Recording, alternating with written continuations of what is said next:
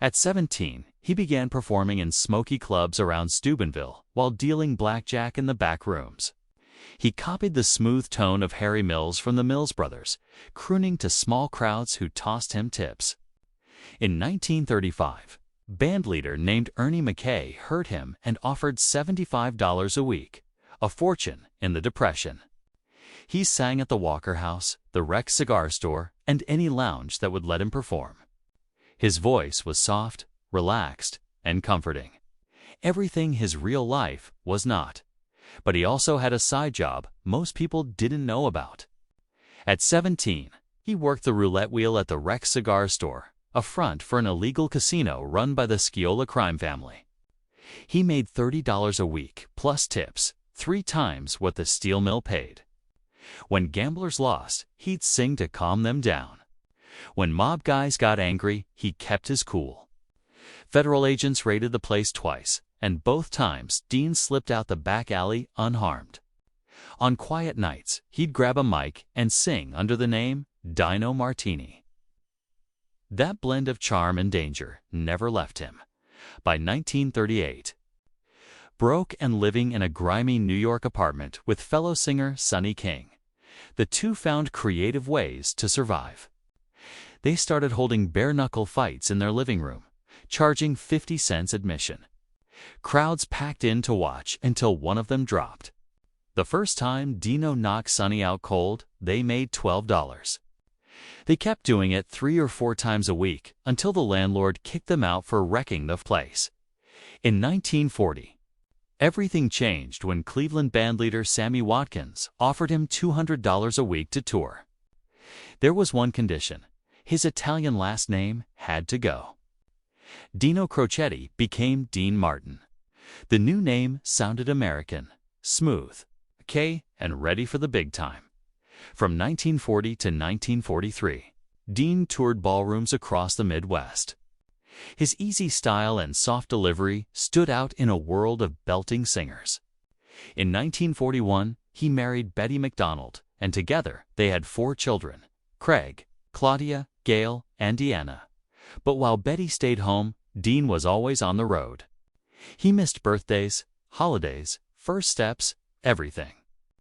The distance eventually tore the marriage apart, and they divorced in 1949. A few years earlier, in 1942, his old life nearly caught up with him. Police raided a gambling den in Cleveland and arrested him with a group of dealers and performers. The charges were serious, but within days they were quietly dropped, likely thanks to a few old underworld connections. Instead of hiding the incident, Dean leaned into it. It added a dangerous edge to his image. The crooner who'd seen the dark side and still kept his cool. In 1943, Dean was drafted into the Army, but a medical issue, a double hernia, got him discharged after just 14 months. That twist of fate changed everything. While other young men went to war, Dean stayed behind and built his career. He started performing at the Rio Bamba Room in New York, earning $500 a night. In 1944, he even got his own radio show, Songs by Dean Martin. By 1946, he'd signed a record deal with Diamond Records. The singles weren't hits yet, but they spread his name across the country, setting the stage for the moment that would change. Show business forever. On July 25, 1946, Dean Martin met Jerry Lewis on stage at the 500 Club in Atlantic City. A last-minute cancellation left an empty slot, so the two decided to improvise. Dean sang, Jerry clowned, and the crowd went wild. Within a week, they were making $1,000 a week, then $5,000 at the Copacabana. Hollywood called. NBC called. Paramount Pictures offered $50,000 per film. Their first movie, My Friend Irma, came out in 1949 and made $3 million. From 1949 to 1956, Martin and Lewis made 16 films and earned Paramount over $50 million. Every release was a hit. Their live shows sold out everywhere. At the Paramount Theater in New York, 4,000 fans lined up outside hoping to get a seat. Dean's smooth voice and relaxed confidence were the perfect contrast to Jerry's wild energy. Then came The Caddy in 1953, where Dean sang That's Amore. The song hit number 2 on the Billboard charts, sold over 2 million copies, and earned him his first gold record at age 36. But fame has a way of creating cracks. Jerry Lewis grew louder, more controlling, more ambitious. Dean started feeling like the background act in his own partnership. By 1952, both men were earning over $1 million a year, and their TV variety show, The Colgate Comedy Hour, brought in $40,000 per episode. But the tension kept building. During one performance in Las Vegas in 1954, Jerry accused Dean of stealing the spotlight.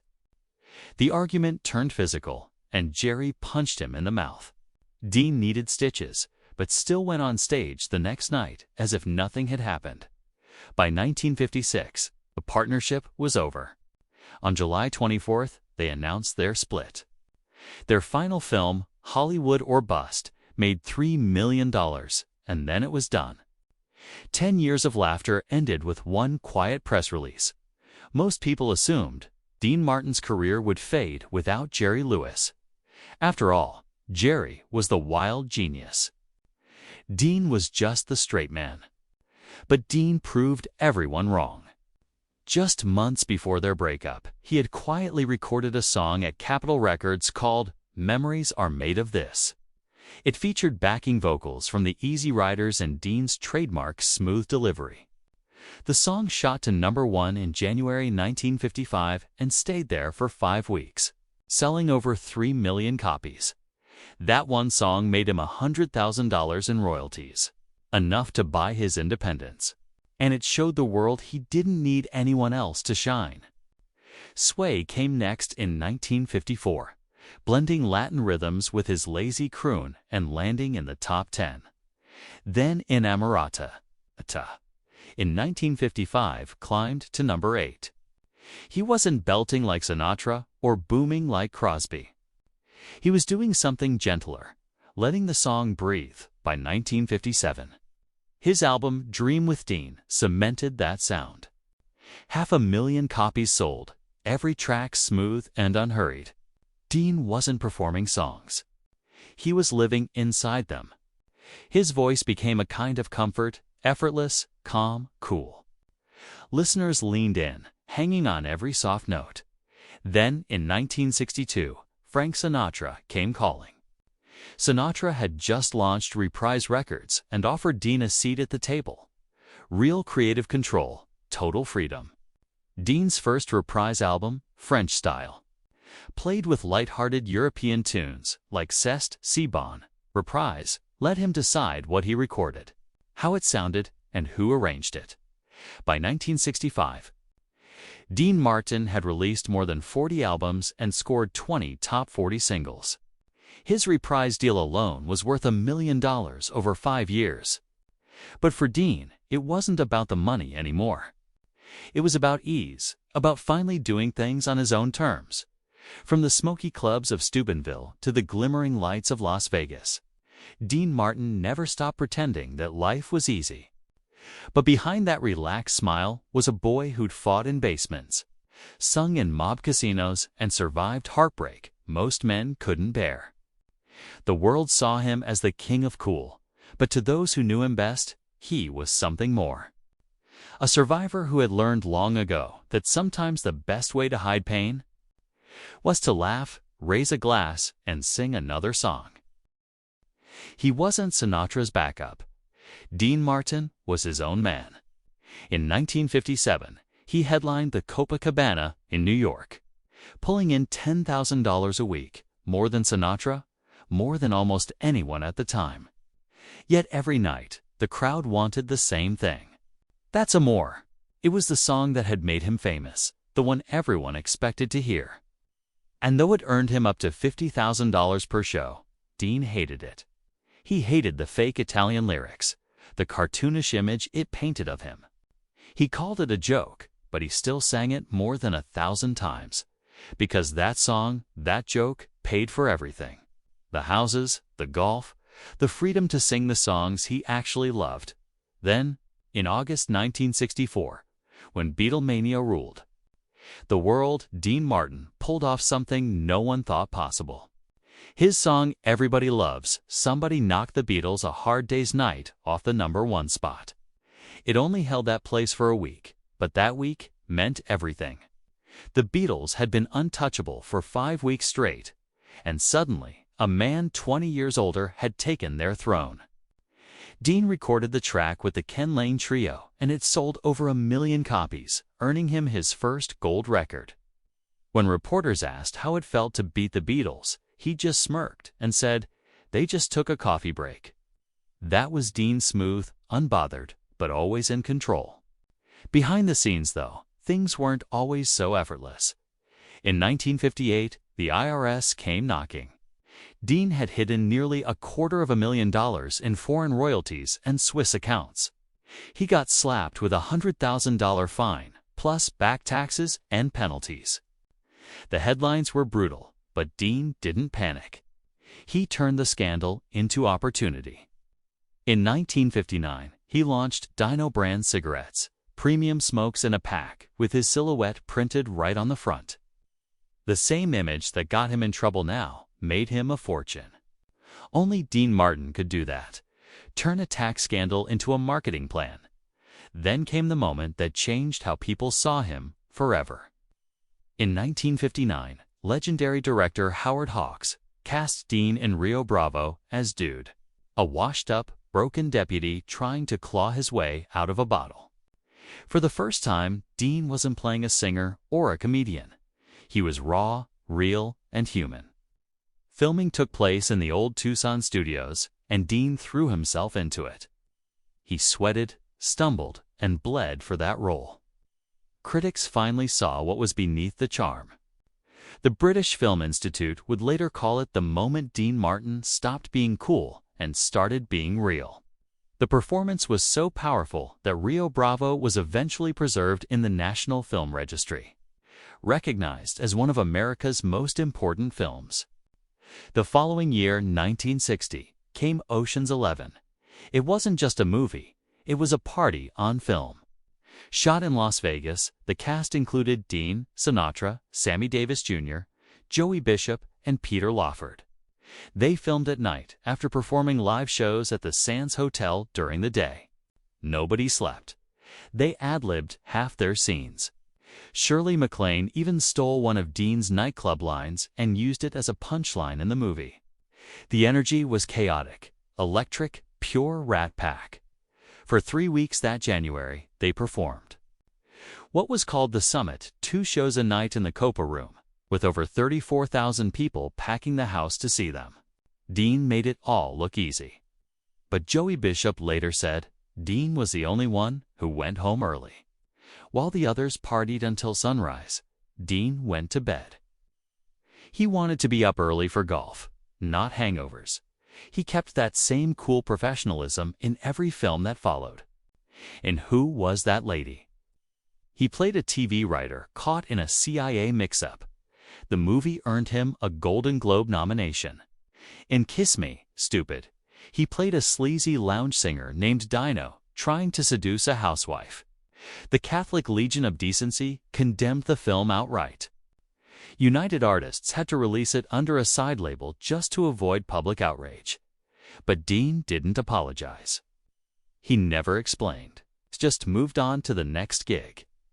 In Marriage on the Rocks, 1965, starred alongside Sinatra again, 2 best friends in a story about broken love.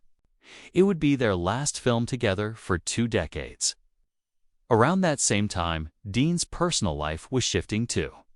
His first marriage to Betty McDonald had ended in 1949 after 9 years and 4 kids. Weeks after the divorce, he married Jean Beager, a former beauty queen. They had 3 children, Dean, Paul Jr., Richie, and Gina. The marriage lasted 24 years, through affairs and fame and endless tours. Jean stayed loyal even when the tabloids didn't. When they finally divorced in 1973, she never remarried. Dean was the love of her life, by the mid-1960s. Dean Martin was one of the wealthiest entertainers in the world. Back in the early 50s, he and Jerry Lewis had been making over $1 million a year, more than $100 million today. But money wasn't what drove him. He wanted control. In 1965, he got it with The Dean Martin Show on NBC. It ran for 9 seasons and was a hit from day one. By 1967, it was one of the top 10 shows on television. NBC offered him a staggering $34 million for a 3-year renewal and gave him total creative freedom. He didn't even have to rehearse. He'd show up, glance at cue cards, sip from a glass of what everyone thought was whiskey, but was really apple juice, and charm the nation. That easy, drunken style became his signature. People believed it was real. It wasn't.